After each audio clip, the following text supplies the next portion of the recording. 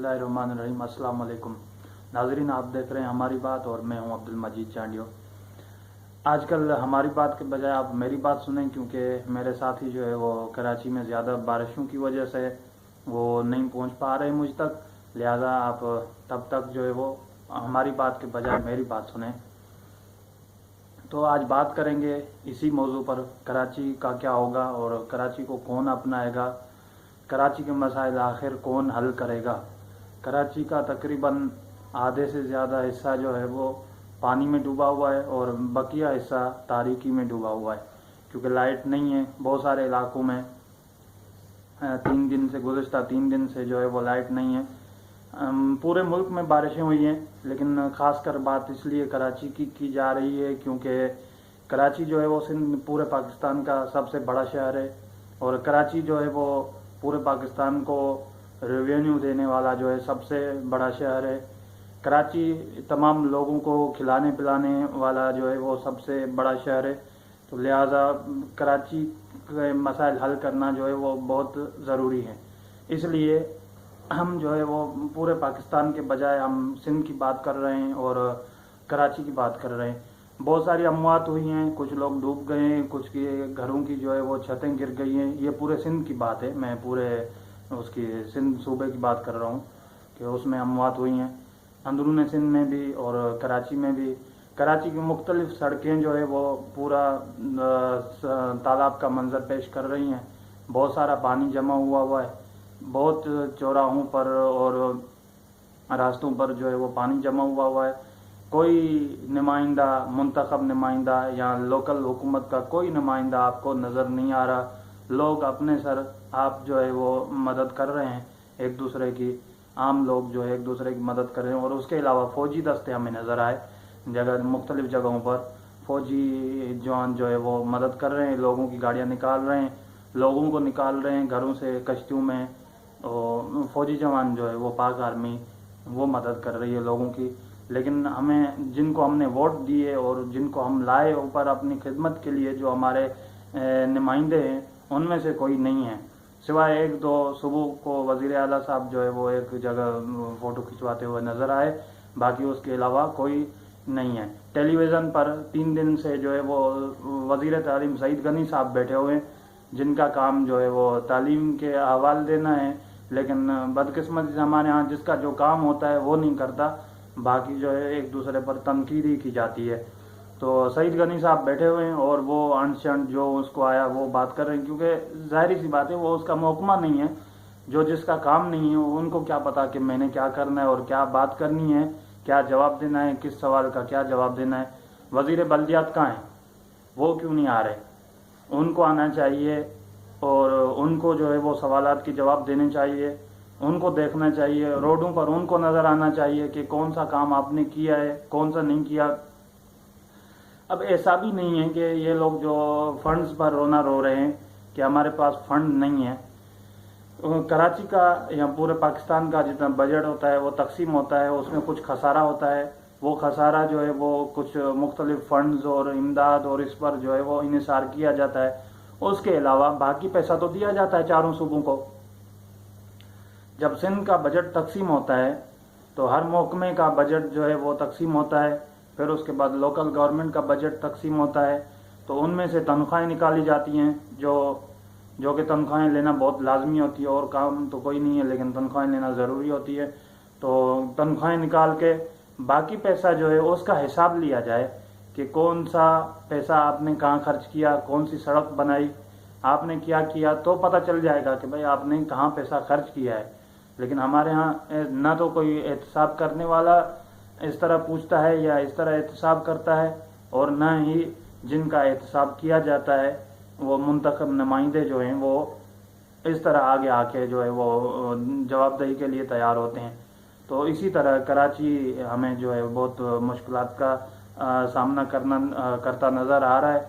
लोग परेशानी का शिकार हैं, बहुत मुश्किल हालात से गुजर रहे हैं। लोकल गवर्नमेंट के नुमाइंदे बिल्कुल नज़र नहीं आ रहे, ना ही जो है वो सिंध गवर्नमेंट के कोई एक नुमाइंदा भी हमें नज़र नहीं आ रहा। मतलब कराची को कोई अपना ही नहीं रहा, कोई कराची को ओन करने के लिए तैयार नहीं है कि हम मसाइल, हमारी जिम्मेदारी है या हम नहीं कर पाए या हमने किया है, ये किया है। भाई बता दें आपने क्या किया है।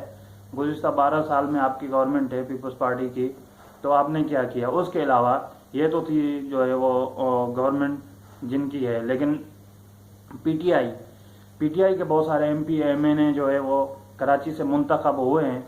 हर एमएनए एमपीए का जो है इलाके का तरक्याती फंड होता है। यकीनन वफाक में उनकी गवर्नमेंट है तो उनको फंड जो है वो जारी होते होंगे, जारी हुए हैं, बल्कि होते होंगे नहीं, ये तो क्या साराइयों पर बात मैं नहीं कर रहा। इनको फंड्स जो है बहुत सारे जारी हुए हैं। तो उन्होंने क्या किया है? उन्होंने भी कुछ नहीं किया। बहुत ये बड़ी बहुत हैरानकुन बात है, क्योंकि बातें तो सब करते हैं, लेकिन पीटीआई के जो हलके हैं, जो जहाँ से पीटीआई के नुमाइंदे मुंतखब हुए हैं, उन्होंने भी पीटीआई कराची के लिए कुछ नहीं किया आज तक। उन्होंने क्या किया भाई देखें, ये जो सफाई है, सफाई का काम है, कचरा उठाना है, ये तो रेगुलर मसाइल है, ये तो बहस आने ही नहीं चाहिए। हमारे यहाँ तो इन पर भी बहस की जाती है, लेकिन ये तो ऐसे मसाइल हैं कि ये तो बहस आने ही नहीं चाहिए, ये तो खुद ब खुद हो जाने चाहिए। लाइट का मसला है, क्योंकि लाइट भी रोज़मर्रा का काम है भाई, रोज़ लोगों को चाहिए होती है। तो ये तो मसाइल ऐसे हैं कि इन पर तो बहस होनी चाहिए, होनी ही नहीं चाहिए, यानी कि इनकी ज़रूरत ही नहीं होनी चाहिए हमें। लेकिन हमारी बदकिस्मती है कि हम इन्हीं चीज़ों में फंसे हुए हैं। आगे की प्लानिंग हमें क्या करनी है, हम क्या खास प्लानिंग कर पाएंगे। दूसरे मुल्कों में तो ये होता है कि भाई जैसे मिसाल के तौर पर हमारे यहाँ बिजली बन रही है कोयले से या इससे पानी से बन रही है, एक थर्मल और एक जो है हाइडल पावर है।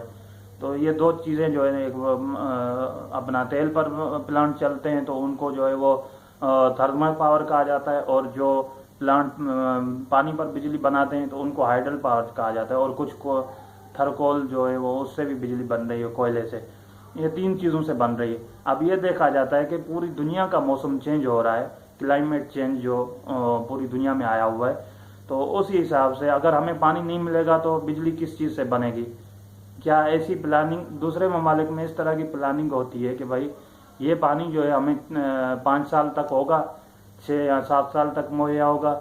अगर ये पानी ख़त्म हो जाएगा तो हम जो है वो इस चीज़ पर मुंतकिल हो जाएंगे कि हम पन बिजली बनाएंगे या ये बिजली बनाएंगे या ये बनाएंगे। लेकिन हमारे यहाँ ऐसी प्लानिंग कौन करेगा? कोई नहीं करता, कुछ भी नहीं सोचा ही नहीं जाता। हम तो इन चीज़ों में फंसे हुए हैं। हम तो ऐसे ऐसे काम भी यहाँ पर हुए हैं कि जैसे ऐसे लगता है कि कोई आर्जी तौर पर आया है और सिर्फ अपना टाइम पास करना चाहता है। जैसे राजा परवेज़ अशरफ जब वफाकी वजीर थे पीपल्स पार्टी के पानी बिजली के, तो उस वक्त जो है वो किराए पर जो है वो बिजली घर लाए गए थे। कराची में जो समंदर में खड़े हो गए थे और वो बिजली बना रहे थे, किराए पर बिजली घर लिए और बिजली भी किराए पर बन रही थी, पावर प्लांट भी किराए के थे, सब कुछ किराया हम अदा कर रहे थे। तो बहुत महंगी बिजली हमें जो है वो मैसर हो रही थी, बहुत ही इंतहाई महंगी तरीन बिजली हम जो है वो यहाँ पर चला रहे थे। हैरानकुन बात है कि किराए की बिजली, मतलब ऐसे इकदाम के जैसे हमने 4-5 दिन कहीं रहना होता है तो आर्जी तौर पर इंतज़ाम करते हैं तो और उसके बाद फिर जो है वो जाना होता है। तो इसलिए मुस्तकिल तौर पर, तो भाई मुस्तकिल तौर पर कोई हल निकालें, सोचें उस चीज़ का। 100 साल की, 50 साल की, चलो 10 साल की ही आगे की प्लानिंग कर लें।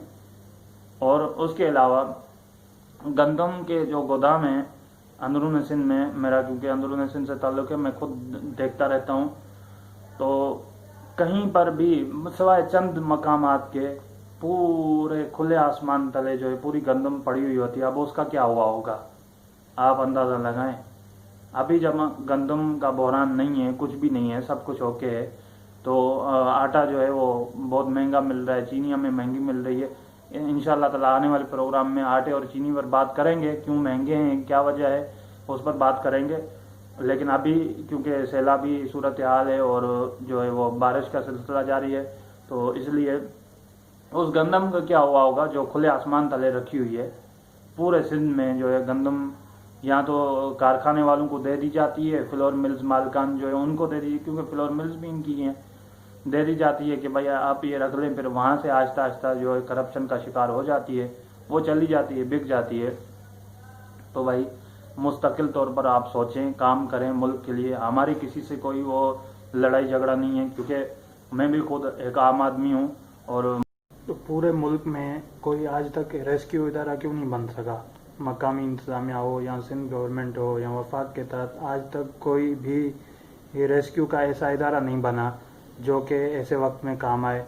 और अल्लाह ताला एडी साहब को, अब्दुल सत्तार एडी साहब को जन्नत में जो है वो आला मकाम अता फरमाए, जिन्होंने ये इदारा बनाया जो कि आज हमें इतना काम आ रहा है। वरना तो अल्लाह खैर करे, जैसे आज की सूरत हाल यहाँ इस तरह की ज़िलज़िले वगैरह आफतें आती रहती हैं तो लोगों की लाशें जो है वो सड़कों पर होती है, अल्लाह माफ़ करे। ये सारे सवालात थे, हमने आप तक पहुँचाए और अब आपका काम है कि आप शेयर करें, आगे फॉरवर्ड करें हमारे सवालात, ताकि आगे तक पहुँच सकें। लाइक करें वीडियो को, शेयर करें, चैनल ज़रूर सब्सक्राइब करें। बहुत शुक्रिया, मिलते हैं अगली वीडियो में। अल्लाह हाफिज़।